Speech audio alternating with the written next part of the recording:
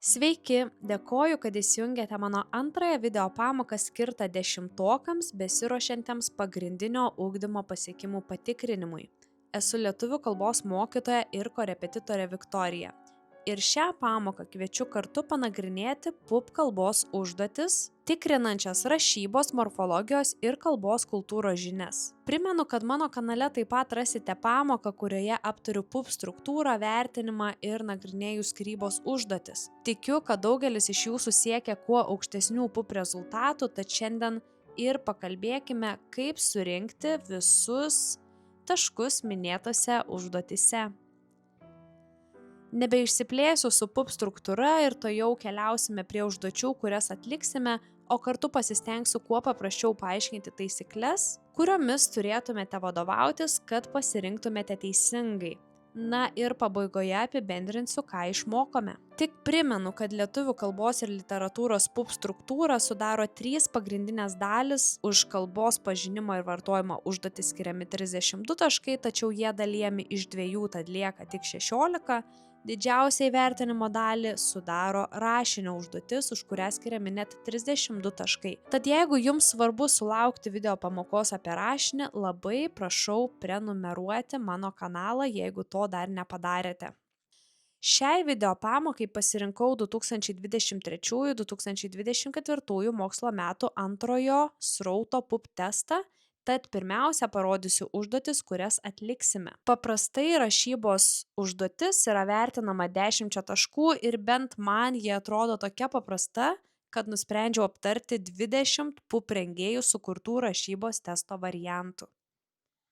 Persikeliame tiesiai į testą, kuriame jau matote mano parinktus teisingus variantus. Pamaniau, kad aptarinėti kiekvieno tikrai neverta. Galite patys matyti, kad jie labai paprasti.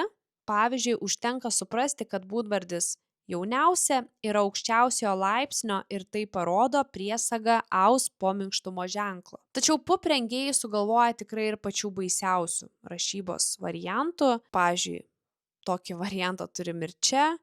Arba čia galite lengvai patikrinti, kad daiktavardis suvokimas tiesiog logiškai netinka, renkamės dalyvį sudaromą iš veiksmažodžio suvokia. Galbūt priminsiu šią rašybą, tiesiog įsiminkite, dažnai daroma klaida. Panašus yra ir jaustukas dėja, tačiau jis turi kitokią galūnę.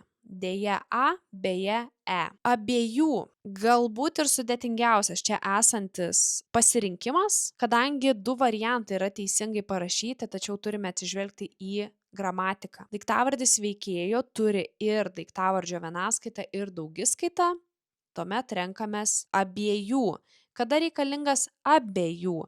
Kai šalia eina daugiskaitinis daiktavardis, pavyzdžiui, abiejų durų, abiejų marškinių, nes neturime žodžio duris ar marškinys, tas pats galioja su skaitvardžiais. Pavyzdžiui, 2 veikėjų, 2 savaičių, tačiau abiejų durų ir abiejų marškinių. Dalelytę pat visuomet rašoma atskirai nuo kitų žodžių. Tiesiog tikriname nuo tiesiogiai, mitinėme, nes mitinis, dvilypės, galbūt ne kiekvienas dešimtokas žino šį žodį, tačiau čia turime skaitvardžio kamieną 2.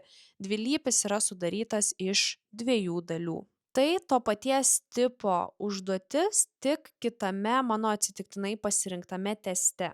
Štai čia turime dalyvį netekusius. Visuomet pasitikrinkite, iš kokio veiksmažodžio mes sudarome dalyvį, ar jis tikrai savo šaknyje gali turėti nosinę. Na, veiksmažodis teka nėra įsimintinos rašybos žodis, nosinės nerašome, o ne tai būtų priešdėlis, kurį rašome kartu. Dievai žin sutrumpėjimas. Dievai žino 2 žodžiai, tačiau dievai žin jau yra 1 žodis. Vis dėlto dalelytė visuomet rašoma atskirai išskyrus 1 išimtį visgi. Na, o šiame junginyje dėl to yra 1 žodis. Pūstelės. Visuomet primenu šią vyriškosios giminės vienaskaitos būtojo kartinio laiko dalyvio galūnę. Ji būtinai turi būti su E nosinė, na, o šaknyje tikrai girdim ilgąjį balsį. Rastusi. Tai yra tariamosios nuosakos veiksmažodis. Svarbu suprasti, kokia tai yra žodžio dalis. Ar nosinė rašoma šaknyje, o galbūt galūnėje. Iš tikrųjų, lietuvių kalboje mes neturime priesagų, kuriuose būtų nosinė raidė. Tačiau tai nereiškia, kad tai yra neteisingas variantas, nes tai iš tiesų yra veiksmažodžio galūnė. Šis veiksmažodis yra sangrąžinis, jis turi sangrąžos dalelytę si, na, o u nosinė yra galūnė. Pabandykite nuimti sangrąžos dalelytę si ir mes gausime logišką tariamosios nuosakos veiksmažodį rastų, darytų, skaitytų. Tai yra tariamosios nuosakos trečias asmens galūnė. Renkame šį variantą. Žvilgsnis. Tikrinamės nuo žvelgia. Atpažįstu, pažįsta, nes pažinti. Labai prašau, venkite šio varianto, labai dažnai daroma klaida. Savąsias tai įvardžiuotinės galūnės rašyba, konkrečiai tai yra galininkas, daugiskaita, moteriška giminė. Na, o šaknyje savas mes nosinės tikrai neturime. Nosinę rašome tik ant pirmosios a galūnėje. Atkreipkite dėmesį, kad įvardžiuotinės galūnės yra labai ilgos. Šiuo atveju sav šaknis, asės yra galūnė. Įsimylėjusio priešdėlis į nosinę, daugiau neturiu ką pakomentuoti. O nuotykių lygiai taip pat, na, uždėkime tą nosinę daugiskaitos kilmininkę. Sugrįžome į pirmą testą, kur mūsų laukia morfologijos užduotis. Suprantu, kad ši užduotis yra tikras galvos skausmas tiems, kurie per 10 mokslo metų taip ir neišmoko kalbos dalių ir jų gramatinių ypatybių. Tačiau jei palygintume, kaip ši užduotis atrodė dar popieriniuose pup variantuose, ji yra tikrai palengvinta. Dabar iš viršuje pabrauktų žodžių mums reikia išsirinkti 5, kurie pagal gramatinius požymius tinka lentelėje. O tokią lentelę, tikiu, jau esate matę ne viename lietuvių kalbos kontrolinėje. Prašoma rasti daiktavardį, dalyvį, jungtuką, būdvardį ir prieveiksmį. Tuojau priminsiu, kaip skiriame šias kalbos dalis. Tikriausiai dar pradinėse klasėse girdėjote, kad daiktavardis yra žodis reiškiantis daikto vardą. Na ir šiame tekste aš matau 2 daiktavardžius – traktavimas ir tyrinėjimu. Ir labai paprasta pasirinkti, kuris iš šių daiktavardžių mums tinka lentelėje. Mūsų prašo kilmininko linksnio. Kilmininkas atsako į klausimą ko, na ir turim tyrinėjimų, dar galime patikrinti, koks yra skaičius, daugiskaita, traktavimas yra vienaskaita. Toliau ieškome dalyvio. Kasgi yra tas nuostabusis dalyvis? Tai yra neasmenuojamoji veiksmažodžio forma. O ką reiškia neasmenuojamoji? Paprasčiausiai nekaitoma asmenimis. Pavyzdžiui, paimkime veiksmažodį eina. Aš einu, tu eini, jis ji eina, mes einame ir taip toliau. Tačiau pasirinkime dalyvį. Einantis. Aš einantis, na, moteriškoji giminė einanti, tu einantis, jis einantis. Turbūt skirtumą matote, mes dalyvio pakaityti asmenimis niekaip negalime. Kaip atskiriame dalyvį? Jis turi veiksmažodžio šaknį, tačiau panašus ir į būdvardį, nes dažniausiai dalyvis apibūdina kokį nors daiktą. Na ir tekste aš matau 2 dalyvius. Užklydęs apibūdina žmogų, koks yra žmogus užklydęs. Ir dar vienas netrenkęs arba netrenkiantis būtų to paties dalyvio ilgesnė forma. Koks yra perkūnas? Netrenkęs. Belieka pasirinkti tarp jų 2. Mums reikia esamo laiko dalyvio, o dar praeitoje užduotyje aš jums priminiau apie šią vyriškos giminės vienaskaitos vardininko galūnę, kurią turėsime tik būtuosiuose laikuose. Taigi, atsakymas netrenkęs. Jungtukas yra nekaitoma kalbos dalis, neturinti jokių gramatinių ypatybių. Ir jungtukas mums reikalingas, kad sujungtume vienarūšę sakinio dalis ar sakinio dėmenis. Tikiu, kad jau galvojate apie šiuos 2 iš pažiūros nereikšmingus žodelius. Iš ir. Vienas iš jų tikrai yra jungtukas, tačiau kas yra kitas? Iš tai prielinksnis ir prielinksniu jis pavadintas ne veltui, kadangi prielinksnis tarsi valdo, kokiu linksniu bus išreikštas šalia einantis linksniuojamas žodis. Pavyzdžiui, iš kelia klausimą ko, iš jos. Galiu paminėti ir tokius prielinksnius kaip į, kuris kelia klausimą ką, po, kuo, už ką ir taip toliau. Taigi lieka sujungiamasis jungtukas ir. Būdvardis tai kalbos dalis, kuri žymi daikto ypatybę. Dažniausiai būdvardžius rasime einančius prieš daiktavardį, tad nesunkiai pastebime du būdvardžius. Šventajai, kuris apibūdina šeimyną, ir senuosiuose, kuris apibūdina šaltinius. Jau pagal pirmąjį gramatinės giminės požymį suprantame, kad lentelėje mums tinka būdvardis šventajai.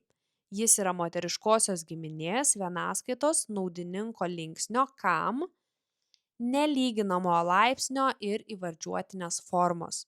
Būtent paskutinieji gramatiniai požymiai yra vieninteliai bendri šių dviejų būdvardžių bruožai. Na ir lieka prieveiksmis. Ši kalbos dalis taip pat pavadinta ne veltui, kadangi prieveiksmio klausimai kada, kaip ir kur kyla iš veiksmažodžio arba kitos tariniu einančios kalbos dalies. Pasižiūrėkime į sakinį: pasakose retkarčiais eglė siejama ir su laume. Iš tarinio siejama kyla klausimas, kada yra siejama? Atsakymas: retkarčiais. Taigi nepamirškite šių pagrindinių prieveiksmio klausimų: kada, kaip ir kur. Na ir liko paskutinė gramatikos užduotis - pasirinkti taisyklingą žodžio formą ar žodžių junginį. Nemeluosiu, šioje užduotyje mokiniai praranda tikrai daug taškų, nes pasirenka ne tas gramatinės konstrukcijas, kurias mokytoja kartoja visus mokslo metus, o tas, kurios skamba įprasčiau. O įprasčiau jos skamba todėl, kad esame įpratę girdėti netaisyklingai vartojamą lietuvių kalbą socialiniuose tinkluose, televizijoje. Taip pat mokėdami anglų kalbą dar geriau nei gimtąją, paaugliai supaprastina lietuvių kalbos gramatiką, nebederina linksnių, atsisako kai kurių gramatinių formų. Taigi jums tik priminsiu tai, ką būtinai dar turite išmokti ar pakartoti iki pup.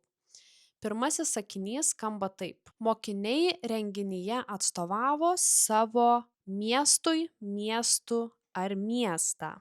Veiksmažodis atstovauti visada be jokių išimčių reikalauja naudininko miestui, tačiau labai dažnai girdėsime ir štai šį variantą. Tad belieka tik įsiminti: atstovauti miestui, atstovauti mokyklai, Lietuvai ir taip toliau.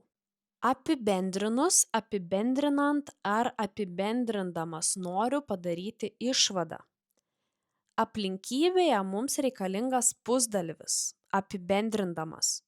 Dar praeitoje pamokoje minėjau, kad šią neasmenuojamąją veiksmažodžio formą lengvai atpažįstame iš priesagos dam, o ji mums reikalinga šiame sakinyje, nes sakinys turi veiksnį. Aš noriu ir aš apibendrinu. Šiuo atveju apibendrindamas yra šalutinis šio veikėjo veiksmas.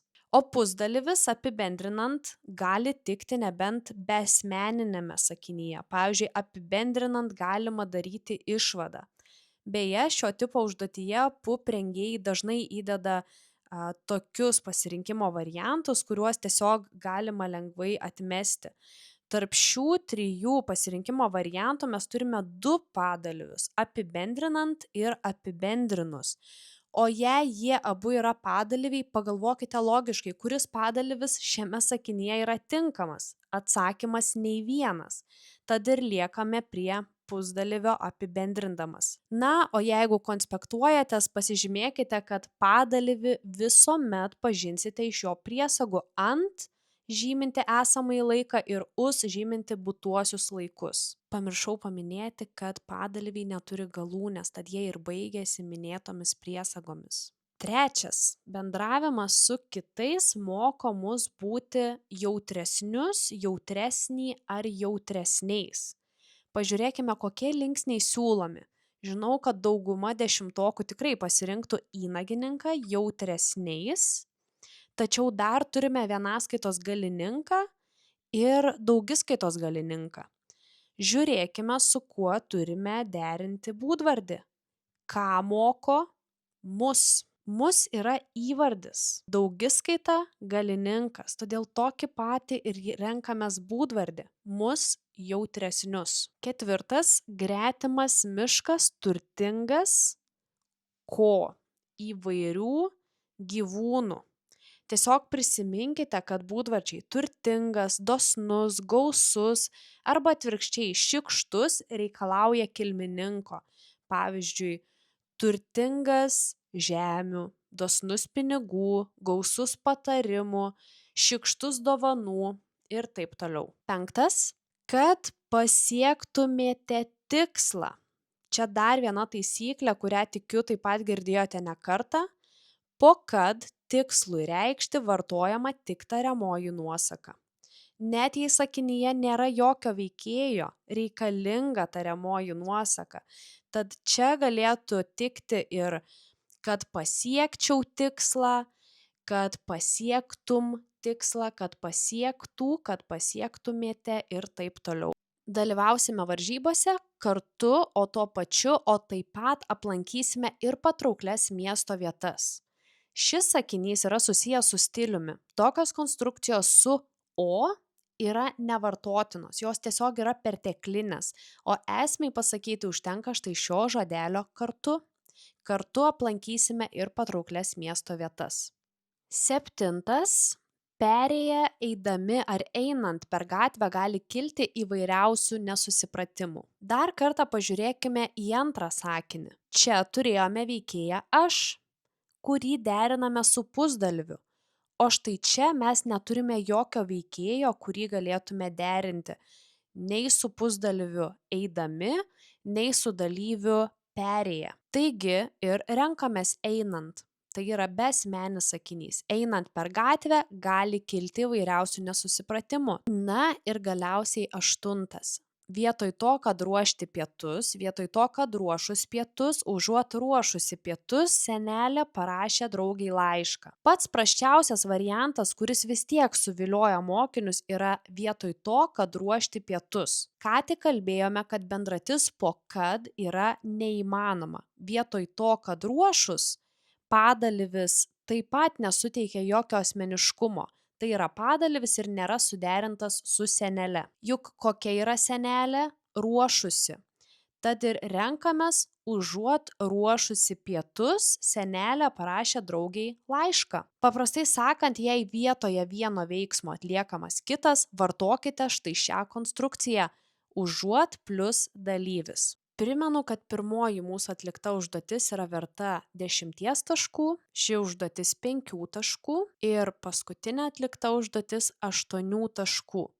Iš viso turime 23 galimus taškus, pasižiūrėkime, ar juos visus surinkome.